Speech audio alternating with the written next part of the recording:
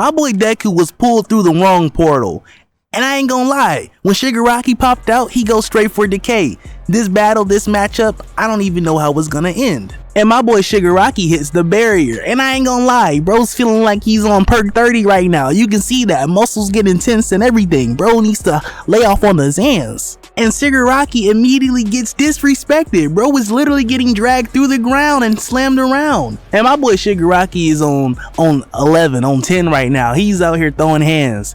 And then he's like, we're in the sky. And it turns out they built this exact place just for Shigaraki. Literally, if he uses Decay, they'll send material right up to fix it. And bro was like, yeah, this is the coffin in the sky, and that's the hardest name I ever heard. And my boy Shigaraki is Weeb Nation certified. I'm gonna say that like 6 times in this video because these guys really be dodging. My boy Bakugo tried to hit him with that blast and he redirects the hit, but it don't matter because they're working together as a team and she redirects it. And my girl Mirako was on her animatronic right now and she is back throwing hands. I ain't gonna lie, the last time we saw her, it looked like she was out of commission. You know, I ain't gonna lie, but my girl is back. And Shigaraki's like, hold on, wait a minute, I can't even use my quirk. And bro was getting hit with a double eraser, or maybe not double because he lost an eye.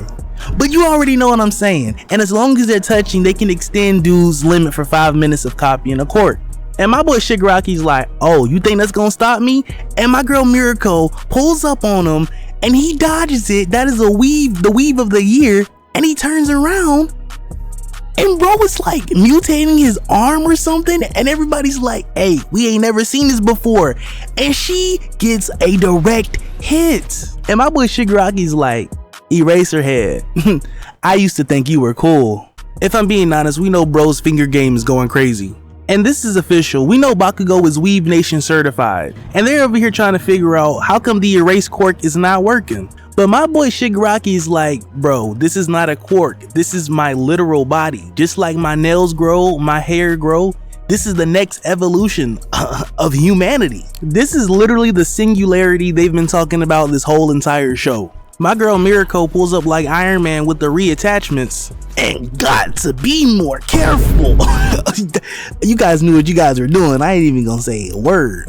And these are the worst personalities to have together in one room, I'm telling you, because these guys are about to fight right here, right now. But my boy over here in his jean jumpsuit, like I've never seen anybody with the fit on before, and I ain't gonna lie, that's not it, bro. But he telling them to focus and lock in. And Eraser has to make the hard decision. He can either let dude stop copying his quirk, use the warp quirk to get Deku back, but if he does that, Shigaraki can multiply his fingers. If all those fingers can use Decay, they're dead, they're done for. And my boy Eraser makes the hard decision. He's like, hey, Deku, you gotta get here on your own.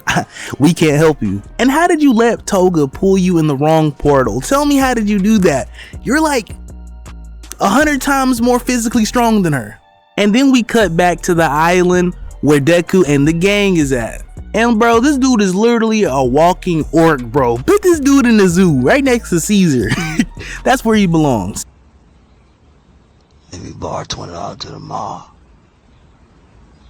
And did Deku just kill that dude? He just ate that point blank, bro. That blast was insane. I know he's 100 times weaker than you. He did not deserve it. And my girl Toga is doing the dash. Like she's out here starving for that Deku. And my boy Deku's like, all right, well, how come my danger sense isn't activating? She literally almost stabbed me and killed me. And Deku's like, all right, girl, like tell me what you want. And she's like, I want you to be my boyfriend. And you already know Sakura 2.0 is thinking, no, you ain't talking about my mans.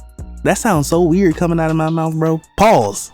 And Deku had no idea she had feelings for him. So my bro was like, you telling me this whole time we could have been a thing, you know what I'm saying? I'm just playing, he ain't saying all that. But then my girl Toga has a whole little story about, yeah, I loved you since the day I saw you and I want to be you.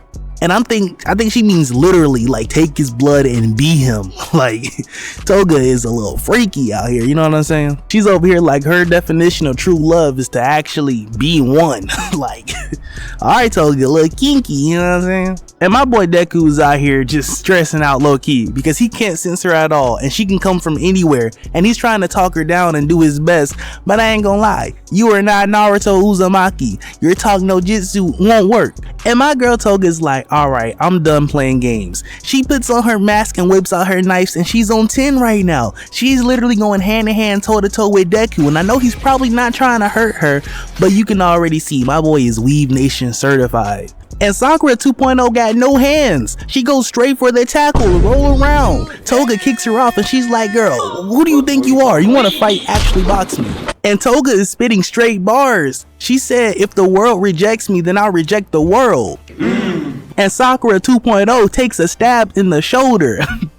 At this point, you might as well just sit down and retire. I don't think becoming a hero is for you. And Toga is like, out of everybody, I thought you would understand me because we both like the same. And then she gets rocked right before she said it. Right before she spilled the beans about her liking Deku, my girl Froppy came in and saved the day. And she's like, we can hold it down from here. You can go, Deku. But of course, my boy Deku's like, bro, I know they low-key sorry. I don't know if they can survive this. But he knows that he has to go and fight Shigaraki. And my girl Toga is getting back up and she's ready to throw hands for round 2. So my boy Deku jumps and hits the weirdest move ever. I know this is a part of his quirk, but doing that alone, that's a negative 5,000 aura. And he combines a few of his quirks to propel himself and fly to go get Shigaraki. And who is a writer for this show? Tell me, because Froppy literally thinks in her head, she's saying, I couldn't stand for a precious secret to be revealed like that. Who cares? She's like Deku since day one. If bro doesn't know, then his aura Riz levels are down 300,000%. If anything, you give Deku something to fight for. Baki taught me that best. If you got a woman to fight for, yeah, you get a power up. And we finally cut to Dabi, and I ain't gonna lie, look at this dude. This dude is probably one of the most useless heroes. You had one good moment in this entire show, and he's like, my engines won't work because it's too hot. Retire, please. And my boy Toya, or Dabi, however you want to address him, is like, bro, it's a shame that Pops wasn't here because I was ready to box it. He really had to go send his son to do his dirty work. They didn't want to pay that to these F-tier characters. Now, I'm not a D1 hater, but all I gotta say is we do not know you. I don't know any of you guys' name. I recognize one of you, but this is a recipe for it. You're probably gonna die here. And my boy Shoto, he's like, don't get the wrong idea, big bro. All I gotta tell you is my dad didn't send me here. I chose to be here because I wanted to box you up.